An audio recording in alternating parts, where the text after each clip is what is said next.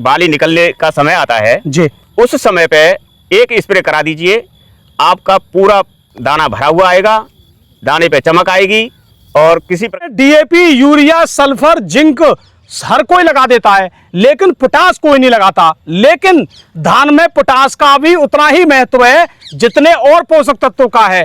तो जानेंगे अपने किसान भाइयों से कि पोटास लगाने के बाद धान में क्या ऐसा परिवर्तन आता है जो बिना पोटास वाले धानों में देखने को नहीं मिलता है। और सबसे बड़ी बात, अगर आपने एक बार धान में पोटास लगा दी तो आपको वो खेत पड़ोसियों से अलग ही दिखेगा। ऐसा क्या काम करता है, तो पूरी जानकारी किसान भाइयों से लेंगे।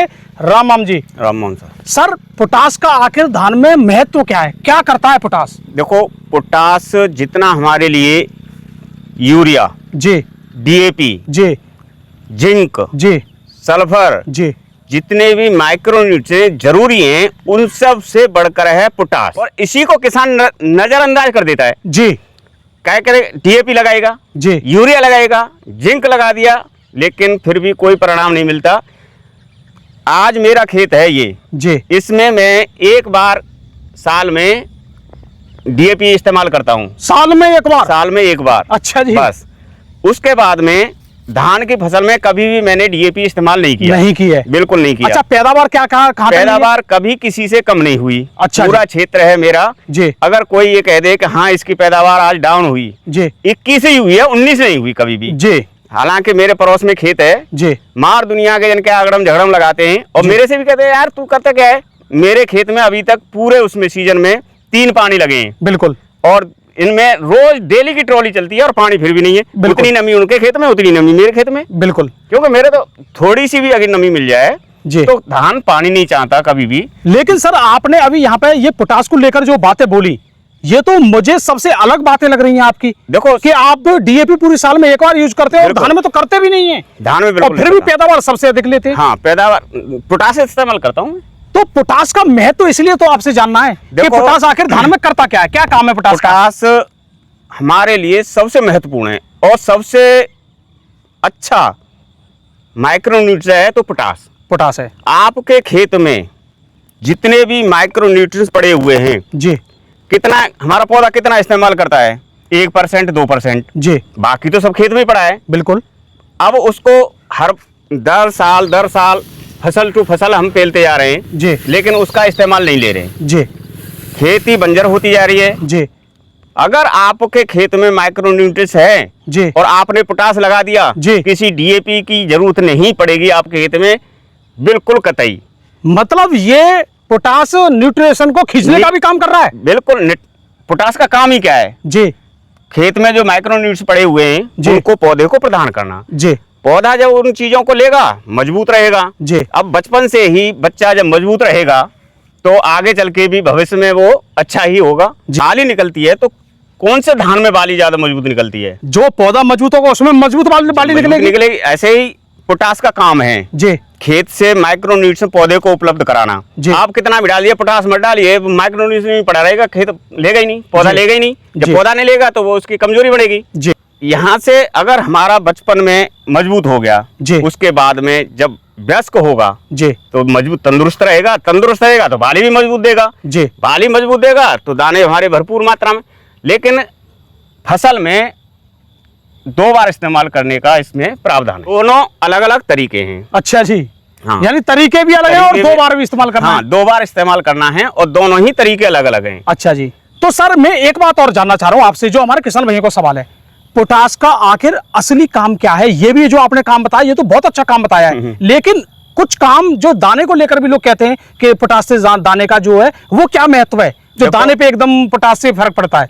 पोटास एक तो आपके खेत में जो माइक्रोन्यूट्रिएंट्स पड़े हुए हैं जी, उसको पौधे को एब्जॉर्ब कराता है। ठीक है। जो काम आपको 10 दिन में करना होगा, अगर आपके खेत में पोटास पड़ी हुई है जी, उसको 5 दिन में कर देगा वो। यानी स्पीड बढ़ा देता है, स्पीड बढ़ा देगा।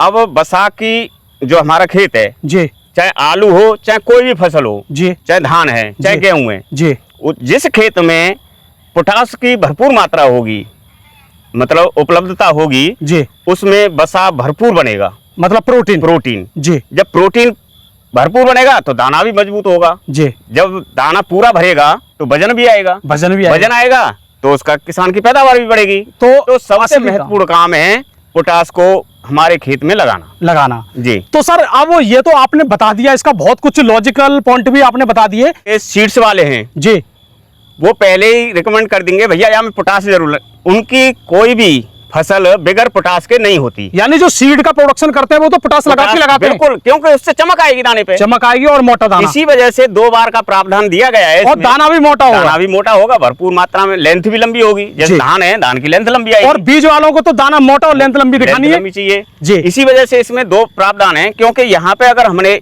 पहली स्टेज पे डाल दिया, जैसे हमने जुताई पे डाल दिया, हमने जो दानेदार आता है जी, उसको डाल दिया, तो वो तने को हमारे को मजबूती प्रदान करेगा जी।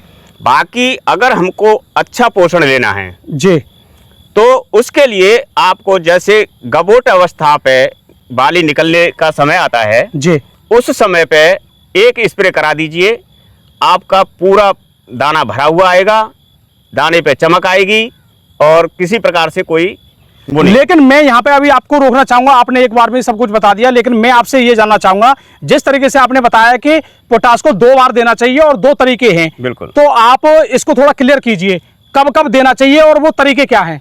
वैसे तो आपने बता दिया, फिर भी मैं एक बार और जानना चाहूंगा। देखो, पहली स्टेज है जब हमारे खेत में चाहे गेहूं हो, चाहे धान हो जी, चाहे आलू हो जी, जुताई की अंतिम जुताई के समय पर उसको छिटक देना चाहिए। ठीक है, ये तो हो गया पहला जी, मतलब दानेदार फॉर्म में म्यूरेट ऑफ पोटास। हाँ, म्यूरेट ऑफ पोटास जो आती है आपको लाल वाली एमओपी जी, एमओपी। हाँ, तो उस समय उसको लगा देना चाहिए। कितनी मात्रा में?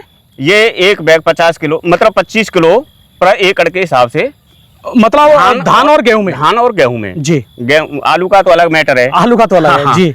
धान और गेहूं में 25 किलो पर एकड़ के हिसाब से इसकी मात्रा रहती है। एक तो ये है, एक ये है जी। दूसरा 1 किलो 0050 जी, वो लास्ट स्टेज पे जब हमारी बाली निकलती है जी, उस समय पे अगर उसका स्प्रे करा दिया जाए तो क्या कहने, फिर तो ये समझ लो कि वजन भी आपका बढ़ गया और दाने पे चमक भी आ गई। तो वो जो आप बता रहे हैं उसकी मात्रा कितनी है लास्ट में उसकी स्प्रे में? 1 किलो 1 किलो पर एकड़, बस, उससे ऊपर नहीं। से आपका जो फूल झड़ने की समस्या है या दाना देरी से भरने की समस्या है वो भी खत्म हो जाएगी जी। और पूरा दाना भरपूर मात्रा में चमक लेके आएगा और क्लियर दिखेगा, मंडी में धान ही धान दिखेगा आपका। तो दोस्तों, मंडी में आपको चाहिए धान को सबसे नंबर 1 बेचना, यानी टॉप क्वालिटी में बेचना, और आपको ये भी चाहिए कि टॉप वजन भी आए, यानी पैदावार भी आए, तो भाई साहब पोटास का आप रखिए सबसे अच्छा ख्याल।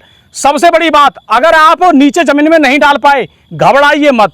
अब आपके सामने एक और ऑप्शन है, बाली के निकलते समय पर अगर आपकी खेत में 50% के आसपास बाली निकल रही है तो आप इसकी स्प्रे कर सकते हो और अच्छा मुनाफा ले सकते हो, अगर आप शुरुआत में नहीं डाल पाए हो तो दोस्तों, हमारा वीडियो कैसा लगा नीचे कमेंट में जरूर बताना। वीडियो देखने धन्यवाद, नमस्कार, राम राम जी।